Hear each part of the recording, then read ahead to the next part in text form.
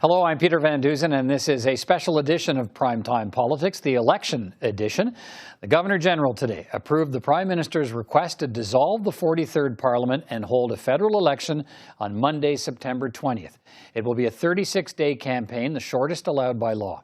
Coming up, political commentators will be here on the campaign launch and the issues to watch for, and we'll look at the public opinion landscape as the election gets underway. But first, the leaders and the campaign launch. Justin Trudeau arrived at Rideau Hall this morning, family in tow. He emerged from a one-hour meeting with the new Governor-General Mary Simon to explain why he believes an election is necessary now during the fourth wave of the pandemic. I think it's right for Canadians to be able to pronounce themselves on where we're going, on how we get through this, on what the next steps are for fighting the pandemic as we face a fourth wave, but also what the next steps are for rebuilding our communities, our society, our country, so that it is better and more resilient for years to come. And Trudeau tried to turn aside opposition criticism about the election timing. As Canadians know, this is a moment where we're going to be taking decisions that will last not just for the coming months, but for the coming decades. And Canadians deserve their say. That's exactly what we're going to give them. Justin Trudeau has been accused of calling the election purely in hopes of winning a majority. 3 times today, he refused to say if he'll resign if a pandemic election costing $500 million or more delivers the status quo, another Liberal minority government. The Conservative leader, ERIN O'Toole, kicked off the campaign from a television studio the party has built in an Ottawa hotel. He once again criticized the Prime Minister's motives for launching the election now.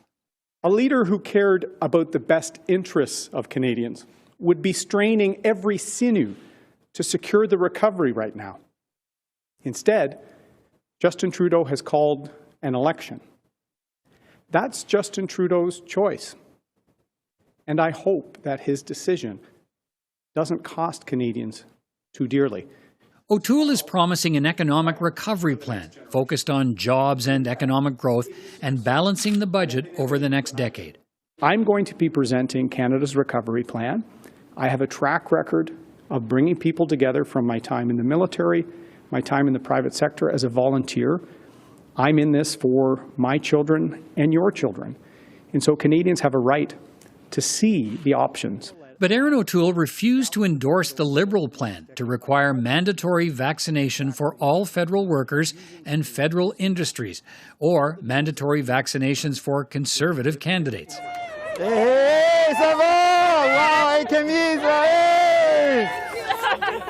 NDP leader JAGMEET SINGH kicked off his campaign in Montreal, saying voters should not reward the Liberals with a majority after a pandemic election. Why have this election right now? If he wants to do the work that he claims he wants to do, we have shown again and again, if it's help for Canadians, we are there. And we've delivered that help. We have fought to get more help.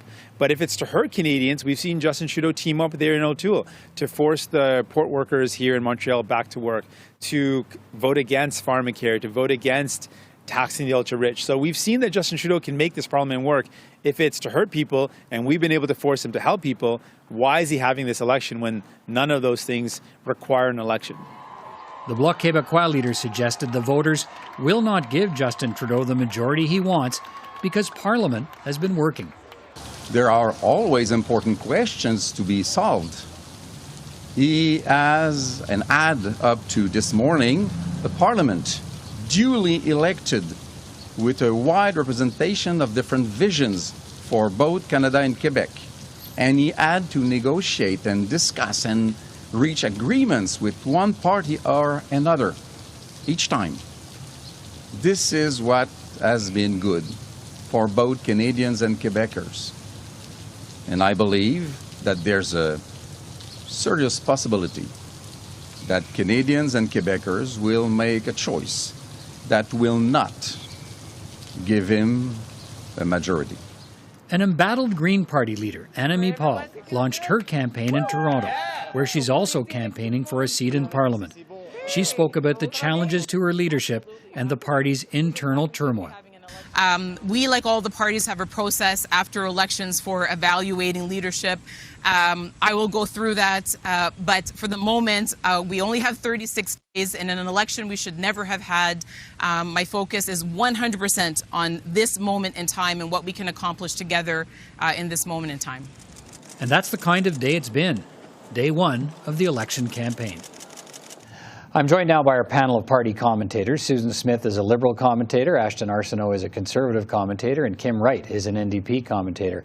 Well, Susan, the campaign's underway now. We've heard from the leaders. Has the Prime Minister presented a compelling argument for why we are in a federal election now? He's said to Canadians now is a time for them to choose the future for coming out of the COVID recovery. There are big decisions that need to be made from a government perspective, big investments that need to be made, and he wants Canadians to have a choice about the direction that we go, because the impact of these choices impact our kids and our grandkids. You know, contrast that with ERIN O'Toole, who said he's going to balance the budget in 10 years. I didn't hear him say what he was going to cut in terms of that. This country has gone through, and the world has gone through a very difficult time from the pandemic. We're coming out of it. We're leading in vaccination. And the Prime Minister is saying when it comes to climate change, when it comes to reconciliation, when it comes to healthcare, when it comes to investing in green infrastructure, he's got the plan that Canadians can choose, and he's inviting them to contrast it with their others. All right, Ashton, the Prime Minister says it is time for Canadians to have a say in what happens to rebuild this country after the pandemic. What's your response to that? Look, I'm still seeing it for what I think most Canadians see it for, and that's a power grab. I think the Prime Minister dodged the question on why an election is required right now during the middle of a pandemic, particularly as we're walking into the fourth wave of said pandemic, on every single occasion that he could eschew that question. So I don't think he really had a refined sales pitch for Canadians today as to why an election is required. And again, I feel like most Canadians are not on side with the fact that we're going into an election today.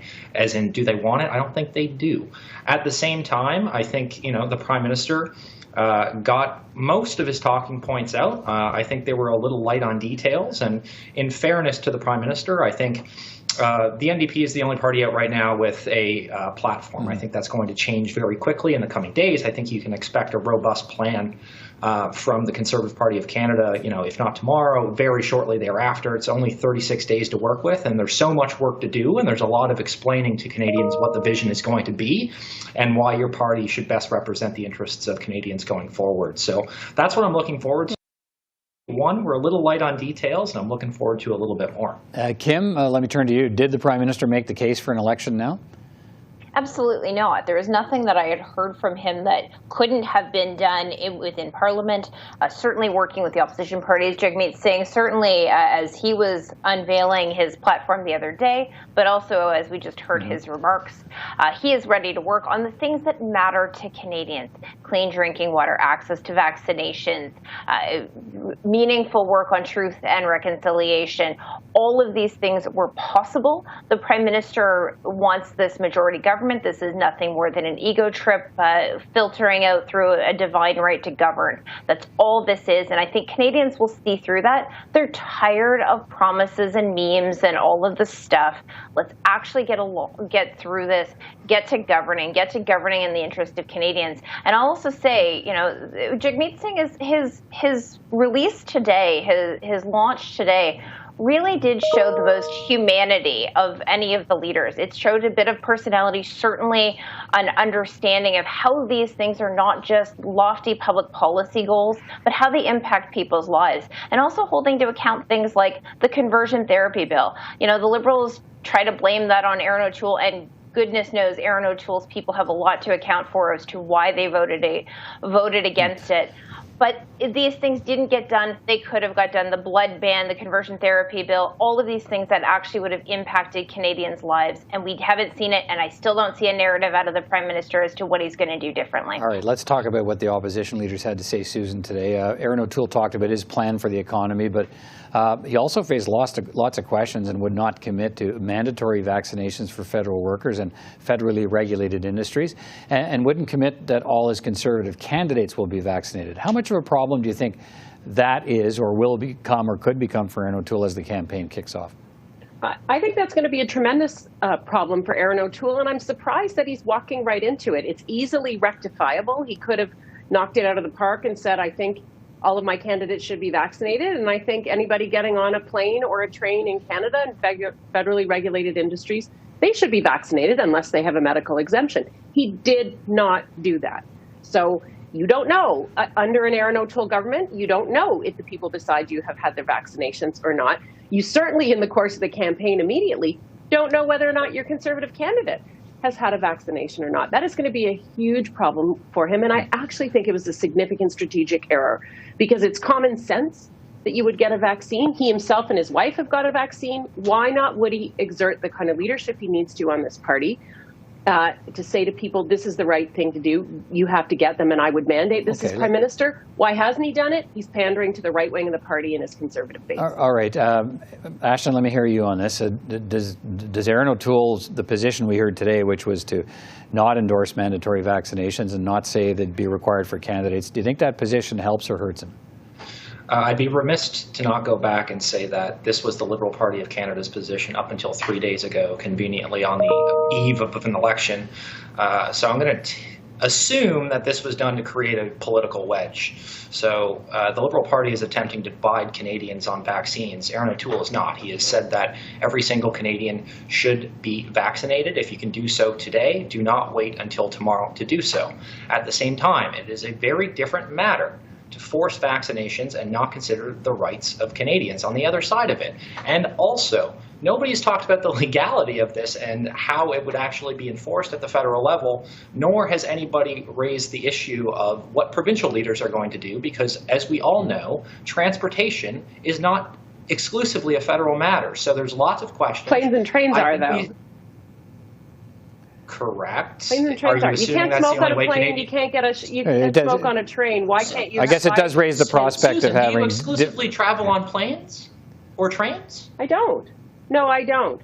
But for people who choose to, they should know. They should know and feel confident that people have had a vaccination that is available to prevent spread of COVID. Like Kim, all of this is in the context of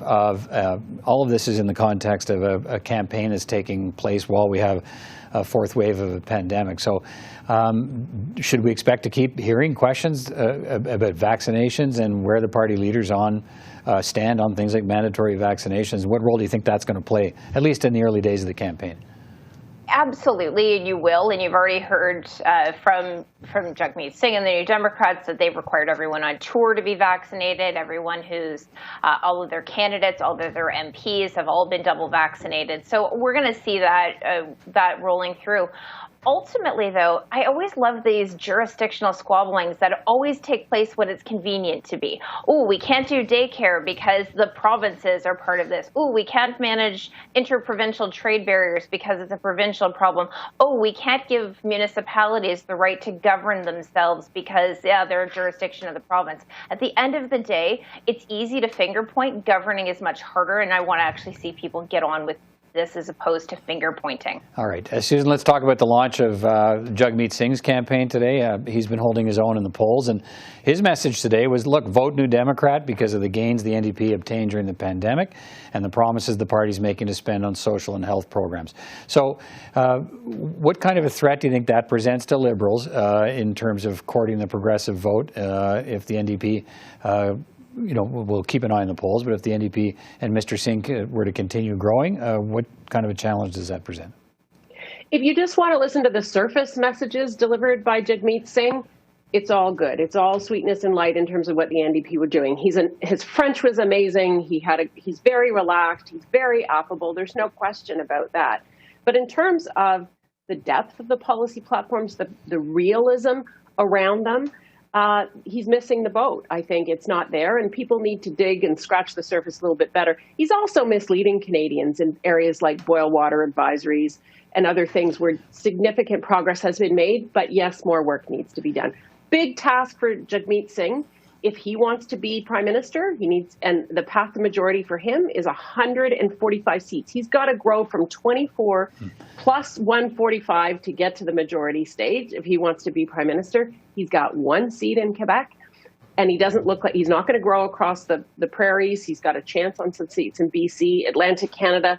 He's going to lose a seat in Atlantic Canada that he holds. So I don't see the pathway there. He's got a message. He had a good start, but from a substance perspective, he better hope people don't scratch the surface too hard. Let me hear you, Ashton, on the NDP campaign before we get to Kim here. In pure political terms, Conservatives want the NDP to do better.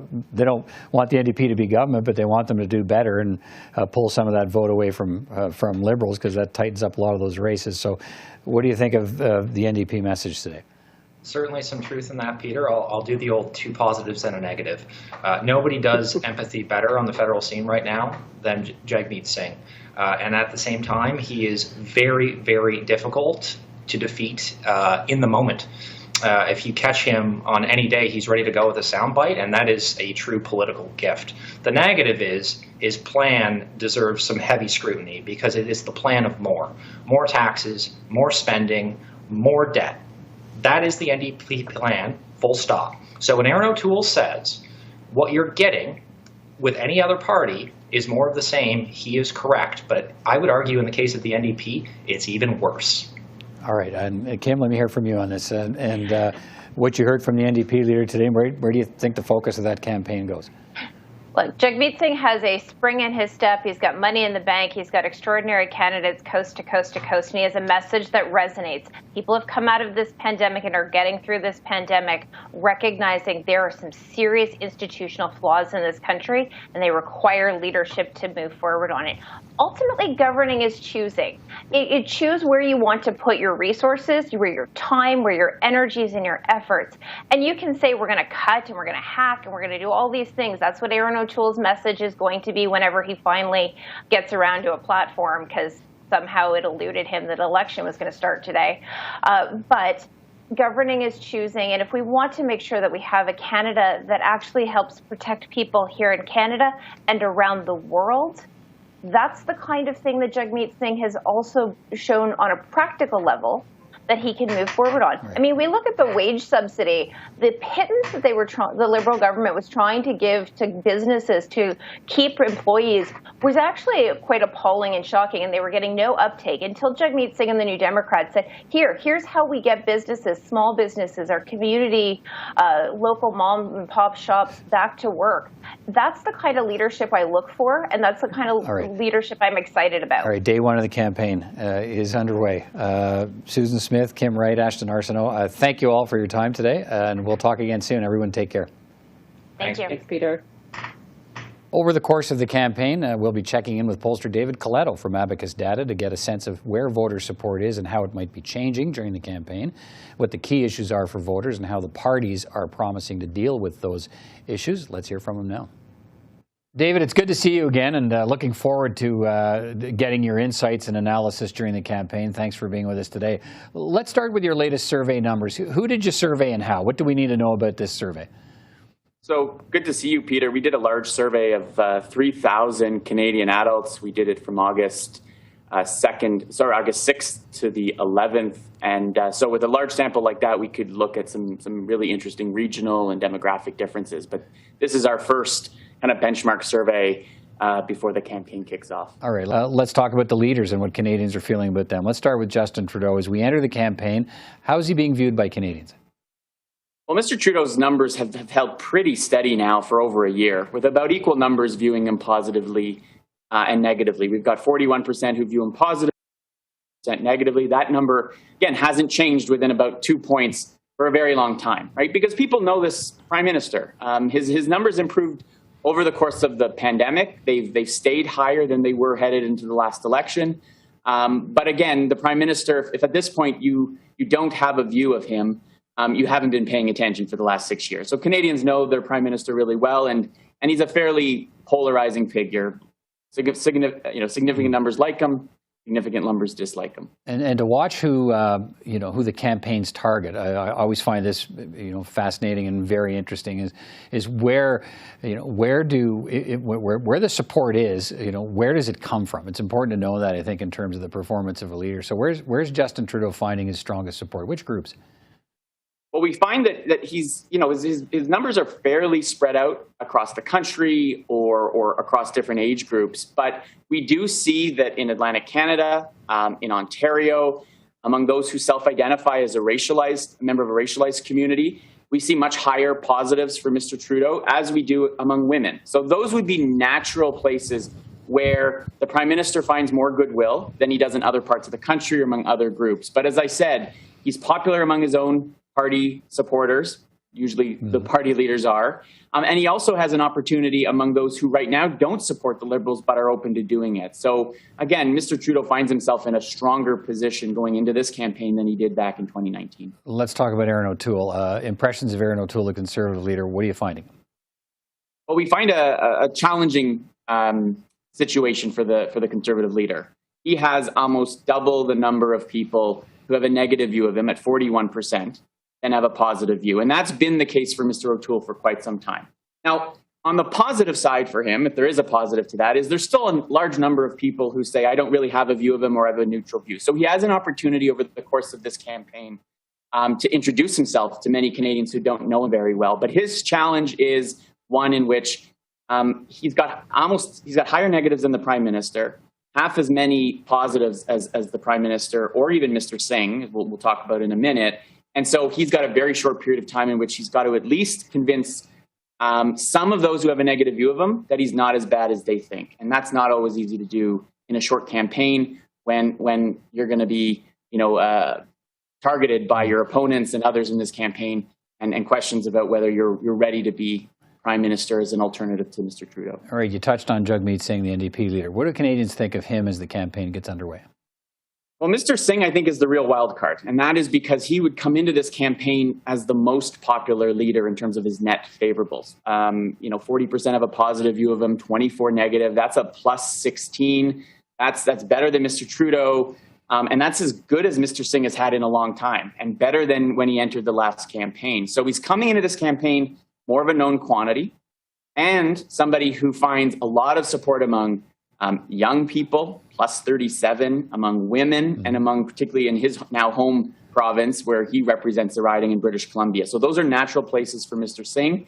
And he's wildly popular among his own party, and a lot of Liberals like him. So, this is a place that is going to be a really interesting period of time to watch how Mr. Singh performs and whether this goodwill translates into more support for the New Democrats. Right, because watching the dynamics of a campaign, the more popular JAGMEET Singh is, the less happy, I guess, Liberals are, because that might hold some of that progressive support that the Liberals are hoping to draw away from the New Democrats. So lots of interesting things could happen here during the campaign, depending on how Mr. Singh performs and how Canadians feel about him as we go along. So, okay, let's move now to the latest numbers on voter intentions. What are we seeing now? These are what we call the horse race numbers. Where are we? Well, the horse race numbers show a Liberal advantage. They've got a 9-point lead over the Conservatives. Nationally, we have 37 for the Liberals, 28 for the Conservatives, and 20 for the New Democrats. The Bloc nationally is at 5%. They're at 22. We'll talk about the regional numbers in a minute in Quebec. And the Greens are at 5% nationally as well. And if we look at the trend line on this, the Liberals have been at 37 now for 4 straight waves of our research. The Conservatives had actually dipped quite a bit over the last few months. A little uptick for them over the past few weeks, and the NDP holding fairly steady around 20%. So the Liberals entered this campaign 9 points ahead in our polling. They entered the last federal election 4 points behind the Conservatives. So another indicator, you're the Prime Minister. Today you're going to see the Governor General. Why did you do it? Well, this number is one of many that says it's a better time than probably they've ever had to try to go after that majority government. All right, and viewers want to know what's happening where they live. So how does that vote intention break down by province or region in Canada? So let's start in the West. And in British Columbia, I think is going to be a key battleground in this campaign.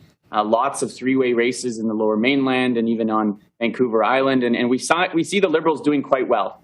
They've got a 7-point lead over the New Democrats, 36% to 29%, with the Conservatives not too far behind the New Democrats, but at 26%, that is substantially lower than they had in the last election, where recall the Conservatives actually won the popular vote in British Columbia. Go east to the prairies in Alberta.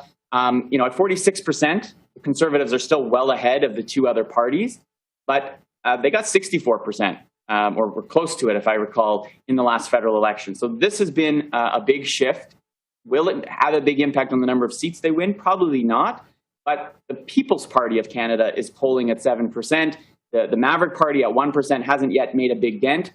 But the Conservatives are really competing against two other more conservative or conservative parties that they didn't really have to deal with. They did with Mr. Bernier's party in 2019, but they seem to have a little more energy right now.